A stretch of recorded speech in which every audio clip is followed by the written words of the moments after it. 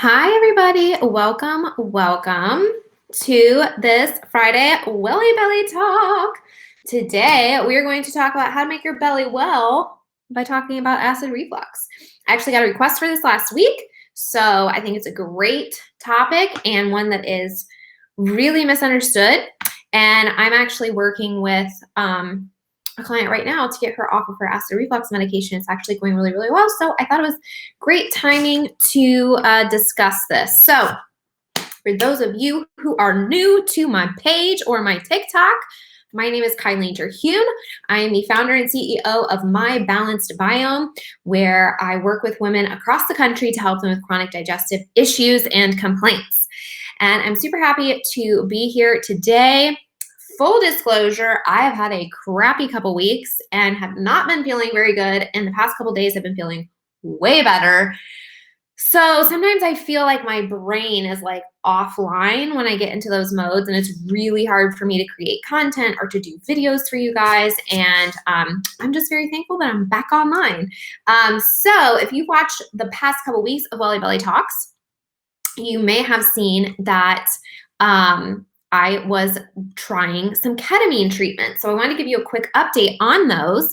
So I had been using those for anxiety, and they had set me up for 6 treatments, and I did 3, and I saw a lot of positive results, but I also had some negative side effects. And because work is getting really busy and I needed my brain to totally focus, I have postponed, possibly canceled, not sure yet, the last 3. So we'll kind of see how those went, or those go. But I was supposed to get one today, and I was like, no, I need to be able to function. So I had been experiencing a lot of fatigue and a lot of like brain. It's kind of hard to describe. It's almost like just not grounded, but a lot of my anxiety was really supported. So, pros and cons. And also my sauna had not been in use for a while because I had flooded my house and it had basically rained on the sauna. And so I hadn't been using that for several weeks. And the sauna to me is like, I'm like an iPhone and the sauna is my charger. So I was so excited to start saunaing again because that always just makes me feel so much better. So those are some updates in Kylene world. Hi, everybody that's joining. Comment if you're watching live so I can see who's on. And if you're watching the replay, just drop replay and let me know. And then as I go, if you have any questions, let me know. Hi, Michigan Mitten. That's cute. That's really cute, actually. I like that. Okay, so today we're talking about acid reflux. I'm so excited about this topic because hi, Anna baby. Hello. I'm so excited about this topic because I feel like acid reflux is sort of misunderstood, and it's very easy to misunderstand it because, we think acid reflux, it's too much acid, right? Too much stomach acid. That's the problem. And it seems really simple. But then what happens is these poor people struggle for years on PPIs or acid reflux blockers, and they don't get better, and they can't get off their medication, and they still have breakthrough acid reflux, and they don't know what's going on, and it's just total misery. And so you would think if the reason is that, oh, well, you just have too much stomach acid, then being on an acid blocker would totally fix the problem, but it doesn't in many cases. And one of the worst problems of that scenario is that these acid blocking medications were actually designed to be short term. And when we don't address the underlying problem that's causing the acid reflux, you're using a medication long-term that is not supposed to be used long-term. Just read the insert, read the label. They are not meant to be used long-term, and they do cause a lot of issues long-term. So let's kind of talk about all of that. I'm super excited. So if you guys struggle with acid reflux, just drop a comment below and let me know. And then as we go, if you have any questions, definitely let me know.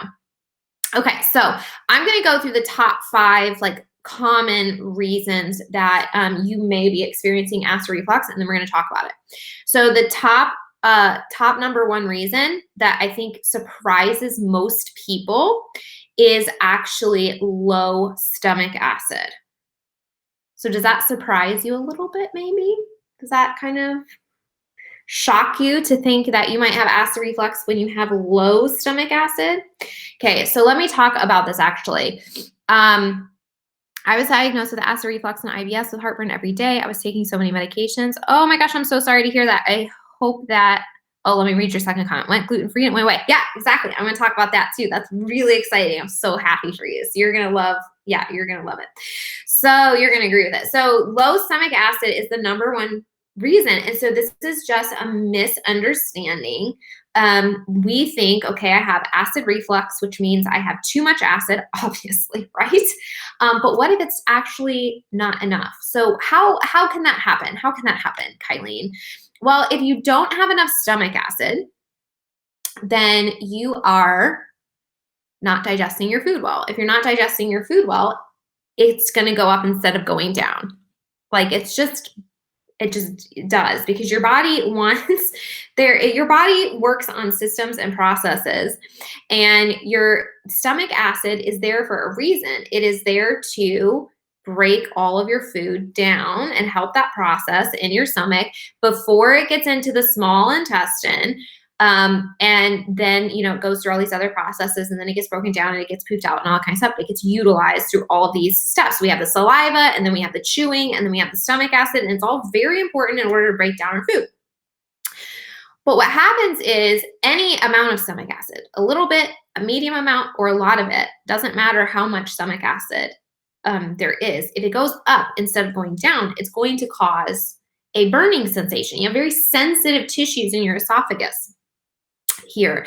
And so any amount that comes up is going to hurt. It's going to be very uncomfortable. It's going to cause that acid reflux sensation. So that's the number one reason. And that's also one of the reasons that PPIs don't work long-term, or acid reducing medications don't work long-term, because if one of the root problems is actually low acid and then you just continue suppressing it, it becomes more of a long-term problem, and then it becomes a cyclical thing.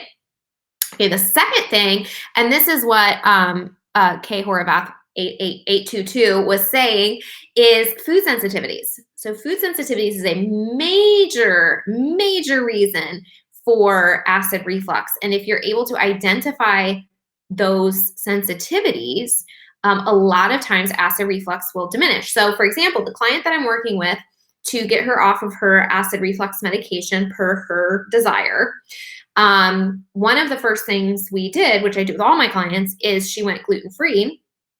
And she noticed immediately that what she called her breakthrough reflux went away.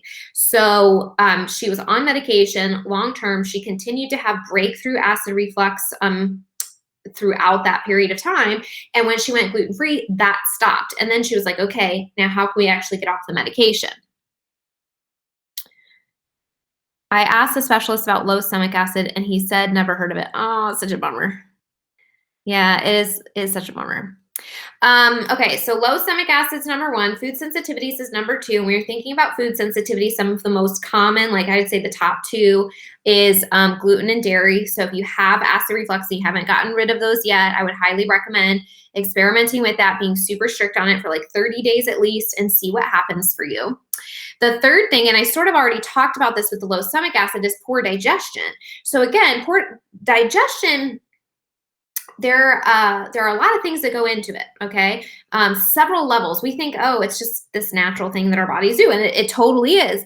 But there are actually quite a lot of steps to it. There is our mental, emotional status while we eat impacts how we digest our food, whether it's good or not, because actually stress, going back to number one with the low stomach acid, stress lowers our stomach acid. It actually shuts down our digestive system, because if you think about it, all right, you are out in the world and something stressful happens. What is what is your body trying to do? It's trying to survive. It's trying to help you survive. And so what it does is it amps up things like your heart rate. It drops some cortisol and some adrenaline into your body so that you can be alert. So it turns on your brain. But then it shuts down things that are not essential for living right at that point, or are distracting or not necessary. And so one of the things it shuts down is your digestion. So if you are stressed and your body is in a stressed state, then your digestive juices and your stomach acid are lowered because digestion is not important. Okay, so that's one of the reactions.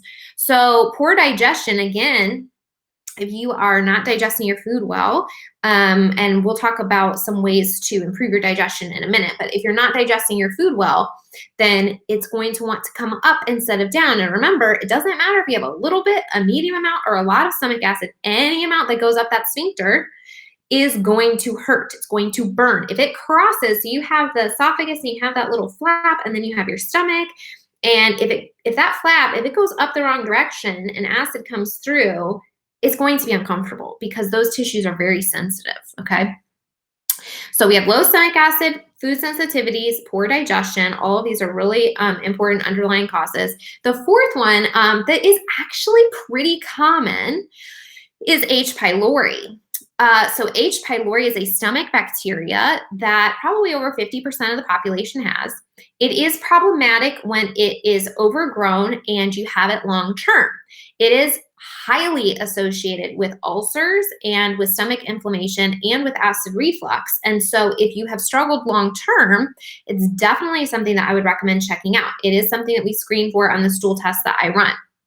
And so what these little guys do is they bury into the stomach lining and they cause irritation.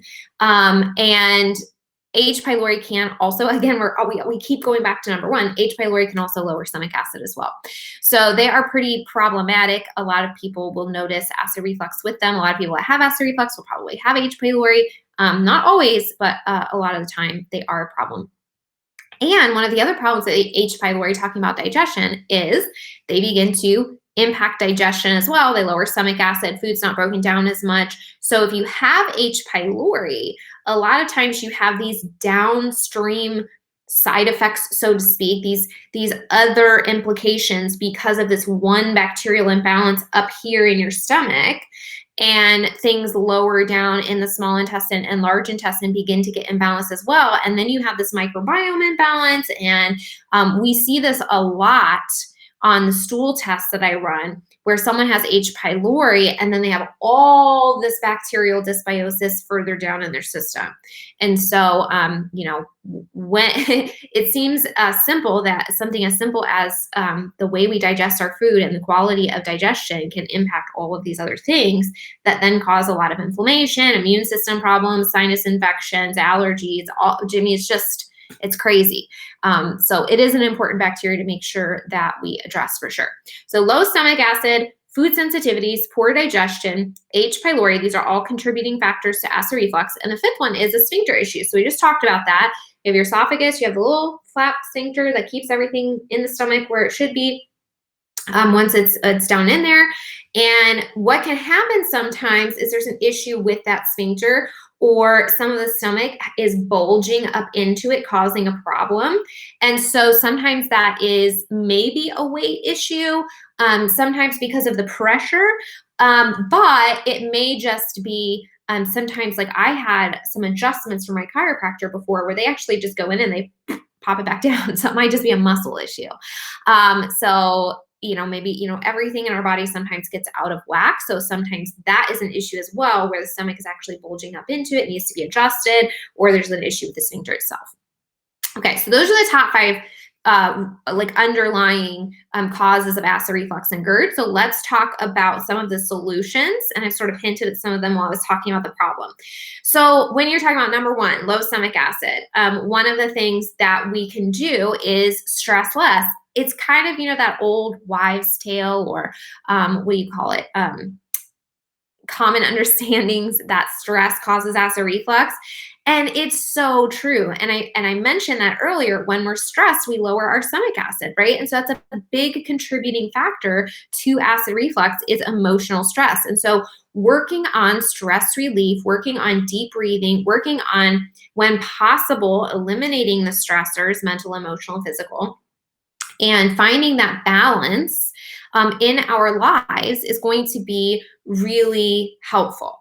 So the second one, we're talking about food sensitivities. I already mentioned that, and one of the commenters already mentioned that as well. Going gluten-free can be huge. It can be huge, huge, huge, huge, huge, huge, huge for those struggling with acid reflux. Number 3, poor digestion. Here are a couple tips on how to improve your digestion. So apple cider vinegar is something that a lot of people like to dilute with some water, maybe some lemon, drink first thing in the morning. They tout it as, detoxifying and digestive stimulation, all this kind of stuff. But lemon and apple cider vinegar to help with that acid balance and that digestion. So that's definitely an option. Some people really, really enjoy it and feel great on it. Some people don't, so you can kind of experiment. But it's like 1 tablespoon of apple cider vinegar with like a full glass of water, very diluted. I used to add lemon juice and then a little bit of honey in it as well. So you can always experiment, but if you have never done it before, I would start with a lower amount, maybe like 1 teaspoon of apple cider vinegar, just to kind of see how your body responds to it. Do you feel better? Do you have a positive result? That sort of thing. Make sure you're chewing your food. So again, trying to optimize digestion, help your body out. A lot of times we're in a hurry and we eat standing up, or we don't chew our food thoroughly, or we think we chew our food totally fine, but in reality we don't. So I would challenge you to chew your food 20 to 25 times, probably more if it's like a meat. But chew your food 20, 25 times before swallowing, and just do that a couple times and see, like, does that surprise you? Is that longer? Is that more chewing than you thought you were doing? Or less chewing than you thought you were doing? You thought you were doing enough, but maybe it's not enough. Just try it and then see. So it's really important that our food is very well digested to get through our system efficiently, to be able to absorb the nutrients efficiently, not cause inflammation and stress throughout our gut as it goes through the process. So ACV is something that can be supportive for some people, chewing your food really, really well. And one hot tip, especially thinking about not interfering with our natural stomach acid, which we need, is to drink your water away from meals. So it's not like you can't take a sip when you're eating, but if you drink the majority of your liquids and your waters maybe 30 minutes away from meals versus chugging water when you're eating, it's going to dilute that stomach acid. So again, our whole goal is to use the stomach acid that we have so that it can break down the food efficiently, so that everything is going down where it should be and not coming back up. So it's staying where it should. It's getting broken down. Our body is breaking it down. It feels good. It's going down. We're chewing well. Our stomach acid, we're using it effectively, and it's not coming up to make us really uncomfortable. The H. pylori, the best thing to do is to get tested for that so that you can go on a protocol. Now, doing what I do not recommend antibiotics. That's not how I work in my practice. I use herbals and supplements and botanicals and things like that, and we have a lot of success with that. But yeah, I would definitely recommend H. pylori. The other problem when we're thinking about low stomach acid is nutrient absorption and poor digestion in general. So low stomach acid and again, one of the kind of side effects problems with being on stomach acid blockers for a long period of time is this issue. When you have low stomach acid, you're not going to be absorbing certain minerals effectively, because stomach acid helps us to absorb things like iron and like B vitamins from our foods. And so if you have low iron and you have acid reflux, you might correlate those two if you've gotten some recent blood work. What else? So H. pylori, definitely address your gut health. Make sure you have a healthy balance there. You address the H. pylori. And the fifth one, the sphincter issue, you might try some chiropractic adjustments in addition to everything else that we've tried. Again, it's really simple. You would just tell your chiropractor that you have acid reflux. They would go in, they would pop that down basically, is it's like they're relaxing the muscle and getting everything sort of back where it should be. And that really can be very, very helpful for some people. Okay, so let's just review really quickly. Top 5 reasons you might have acid reflux: low stomach acid, food sensitivities, poor digestion, H. pylori, or a sphincter issue. And here are the things you can do about it. Stress less, go gluten-free, make sure you're chewing your food, drinking your water away from your meals, try something like apple cider vinegar, address your gut health, specifically H. pylori, and make sure that if that's something you have, you get it taken care of, and maybe get some chiropractic adjustments. Okay, those are my top tips for acid reflux. I hope they were helpful. If you have enjoyed this content, please let me know. If you have other questions, I go live every Friday at 12:30 Eastern Standard, and I like to talk about the topics that you like to talk about. So for example, this was a request from last week. So if you have something that you'd like me to address next Friday, please let me know. But just giving the example of how powerful this can be, like I mentioned, that client that I'm working with, she went gluten-free and her breakthrough reflux stopped. And then when she started weaning off of her medication, she actually noticed that her reflux was worse on the days she took the medication, which again reiterates that concept that a lot of the time it's actually because of low stomach acid, not high stomach acid, that is the problem. And so the days that she was forcing her stomach acid to be lower by taking the medication, she didn't feel as good. And so we're kind of working through that process and helping her eliminate it for good with these natural changes that she's been making. And a baby 8, today is day 1 gluten-free. I'm so proud of you. I have a bajillion videos about going gluten-free, so I hope that they're helpful. For those of you on Facebook, I hope you guys have a great weekend. And for those of you on TikTok, I also hope you have a great weekend. But these videos are recorded over on my Facebook community, Gut Love with Kylene. So you are welcome to join that Facebook group. These are all saved in there. So I have tons of videos from the past weeks talking about all sorts of topics like this. So let me know who's watching the replay, and what questions you have. And I will talk to you soon. Bye-bye. All right, bye TikTok. Thanks so much for hanging out with me. I really